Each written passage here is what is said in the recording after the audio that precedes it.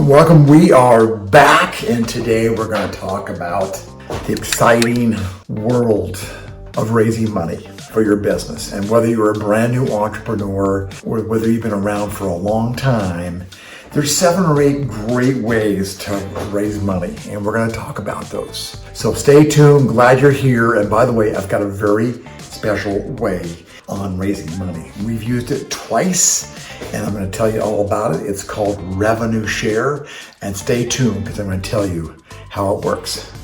So as we get started talking about raising money for your business, would you please like and subscribe? It's a huge help, and it tells the YouTube algorithm that, hey, people are paying attention here. They need these kinds of videos for their business, and it would be a gigantic help. So appreciate that. Thank you. So like and subscribe down below.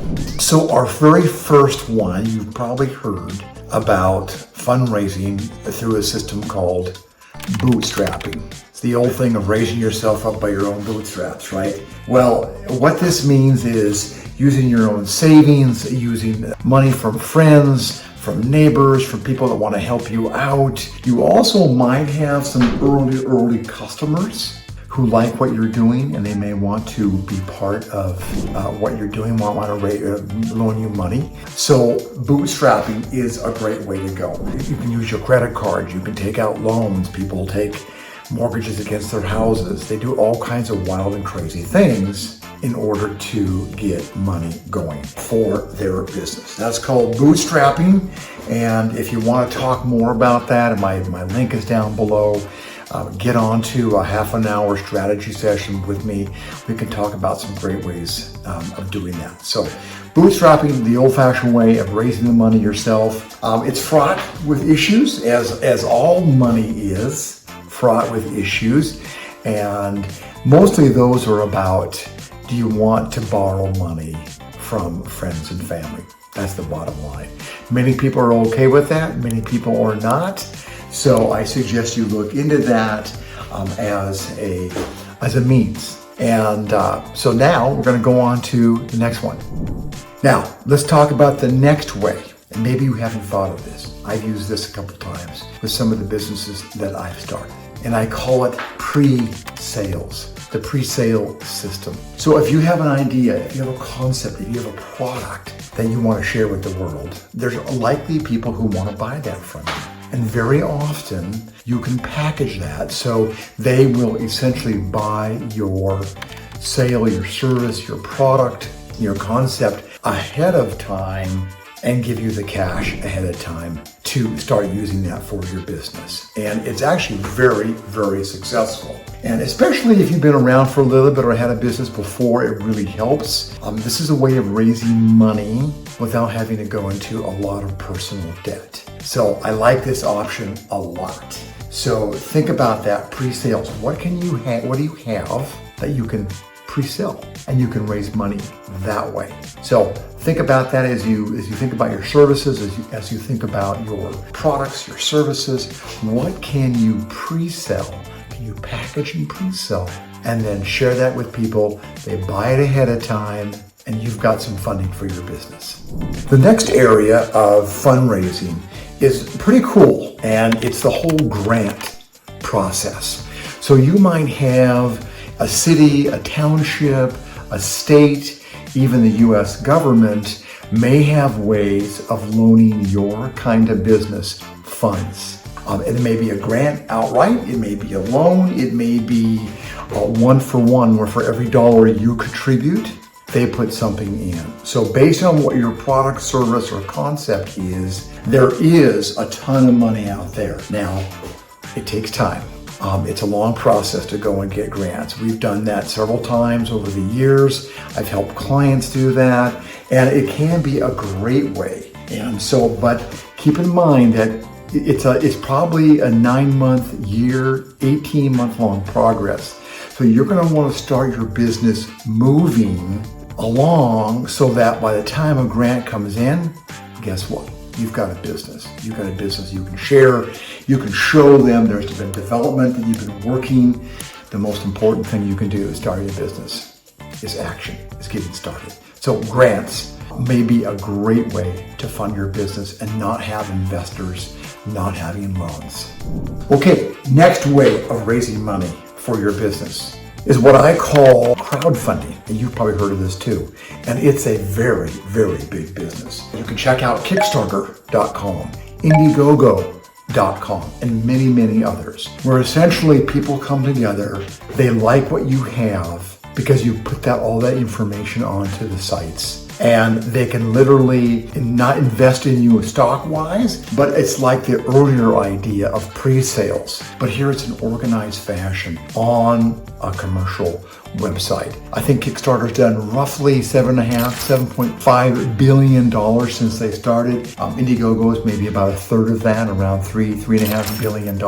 That's how much money they've raised. So this does take time. And also it takes some social media savvy. And if you don't have that, that's okay. There's plenty of ways of getting help for that. Upwork is one of my favorite. Fiverr is another one. Fiverr with 2 R's is another way that you can get help in putting together your social media package as you bring a new product, a new concept, a new idea to market. And very much like the pre-sale one, in an organized way, you can pre-sell your services. You can pre-sell your products to the world, raise money that way, and then go like crazy to begin the production and the delivery of those sales and all those services.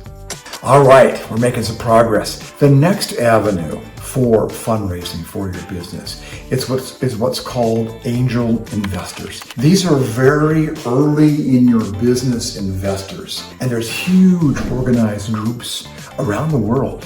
That's all they do, is they help promising businesses at the very beginning or near the beginning raise money. Now, when you do something like this, it changes everything, because all of a sudden you have shareholders. And that's a really big thing that you've got to pay attention to, is all of a sudden your world changes. It's not just you anymore, or not just you and family, but you've got outsiders that are investing money into your business. And we don't have the time and the breadth to go into how to formulate that and how to do that, but there's a ton of help online. So if you Google angel investors, you'll find them in your local area, and then you can find out online what they're looking for when it comes to a business plan and when it comes to a presentation and what they call a slide deck, how you present your concept to them so they can see if they want to go to the next step and even be involved. So angels investors are early startup investors in your business potentially. The next avenue we're going to talk about in raising money is what I call strategic partnerships. And this is very common. You've got a new business or a growing business. It's in a certain kind of segment in the world as far as the products you have, the services that you deliver, and you can go out and find other companies that need what you have.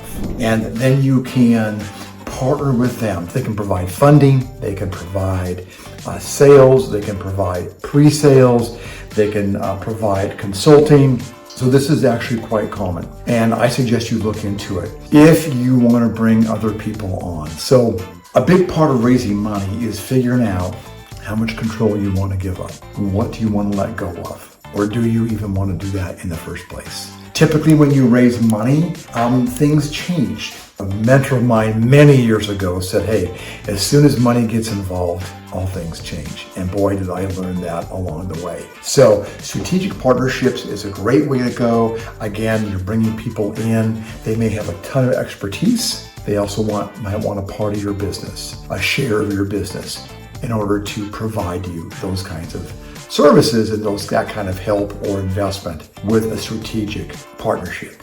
All right, you're still here. This is fantastic. Hopefully you're writing this all down, getting great ideas on how to raise money for your business. We've got 2 more. The next one is all about venture capitalists, and you've probably heard about venture capitalists, and they can be really good, and sometimes they're also a dirty word, because what you do is raise serious amounts of money you also give away serious chunks of your business in exchange for that money. When you think of many early businesses, from Apple to Facebook to Google, they all got money in the very beginning from various venture capitalists who saw a promise there and put money into the business. Now, while that happened, of course, in the beginning, the owners, the founders, they own 100%. But as you sell stock, and sometimes you sell stock in 2, 3, 4, 5 different rounds, each time you do that,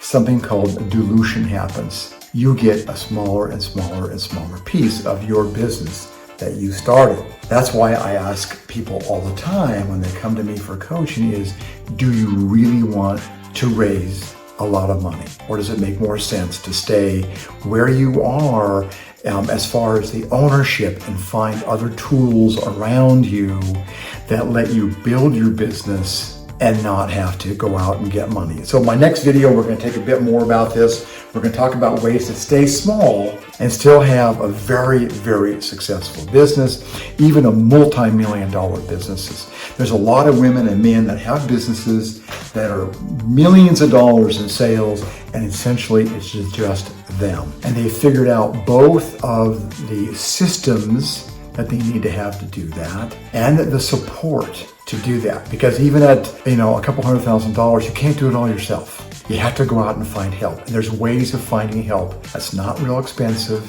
and that we're going to help you get further on your own or with a very small team and not give away the equity, the ownership of your business. All right, now we're going to talk about a way that's really been fun for us. We've used it a number of times, and I call it the revenue share. Now, how does that work? Essentially, revenue share says, look, we're going to grow our business this way, or we're going to add a new product line. And what we're going to do in exchange for money, we're going to take a little haircut. And as that business grows, or that new part of our business grows, we're going to give you 3 or 4%. Right off the top, like a haircut. And what that does is that provides monthly cash flow to your investors. And it doesn't have to be stock. You can have your LLC, you can have your company sign a promissory note that as this business grows, they're going to get a piece of that until a certain targets are hit.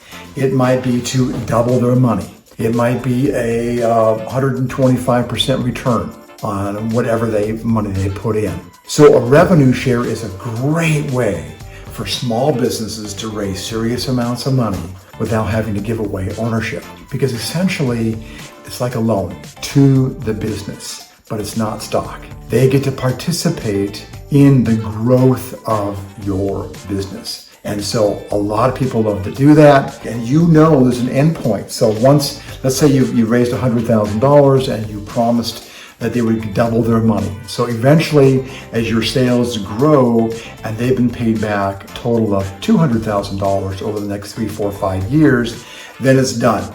They've got their money back and you have kept equity the whole time, and you have a business that's all yours. So a revenue share is a terrific way of funding your business. So if you want more information about that, the revenue share, or any other topics we've talked here, go down below, click on the link, and let's find a time for a 30-minute strategy session and go over your business and what's the best way to raise funds. And before I go, please like and subscribe. Really appreciate that. Stay tuned. We have a lot more, trying to get 1 to 2 of these videos out a week. There's so much to share.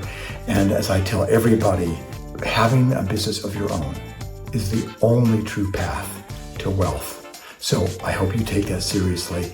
If you have a business, fantastic. Keep going. If you're thinking about starting a business, I can help, or keep going. That's why I'm here, to help you start a business, to help you grow a business. Thanks again for watching. We'll see you on the next video.